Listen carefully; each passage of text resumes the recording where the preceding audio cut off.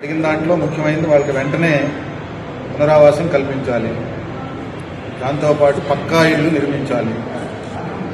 స్థలాలు కేటాయించి పక్కా ఇళ్లు నిర్మించి ఇక్కడ వీళ్ళు అర్హులు కాదు అనే దాంతో నిమిత్తం లేదు.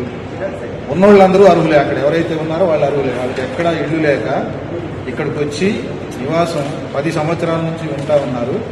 అందుకని వీళ్ళకి అర్హత ఉంది, వాళ్ళకి అర్హత లేదు అనేది లేకుండా ఉన్న వాళ్ళందరికీ ఇవ్వాలి అని చెప్పి అడిగాము. అట్లాగే 1 లక్ష రూపాయలు వెంటనే పరిహారం రూపంలో వాళ్ళకి చెల్లించాలి, మొత్తం కోల్పోయి ఉన్నారు అని చెప్పేసి అడిగాము. కలెక్టర్ గారు స్పందించారు. మీరు చెప్పేదంతా న్యాయము, మేము కోర్టు ఆదేశాల మేరకు ఇట్లా చేశాము. అంతకుముందు ఎవరో ఆక్రమించుకోవాలని చెప్పి చూస్తే దాని మీద కోర్టుకు వెళ్ళాము. అది కోర్టు తేల్చి ఆక్రమించుకోవాలని చెప్పి చూసిన వాళ్ళని వెనక్కి పంపించింది. వీళ్ళని కూడా తీసేయమని చెప్పడం వల్ల చేయాల్సి వచ్చింది అని చెప్పి చెప్పారు. అది అలా కాకుండా జరిగి ఉండాల్సింది. మీరు కోర్టుకి సరిగ్గా పేదల తరఫున రిప్రజెంట్ చేసుకుంటే ఈ సమస్య వచ్చుండేది కాదు అనేది కలెక్టర్ గారి దృష్టికి తీసుకొని వచ్చాము.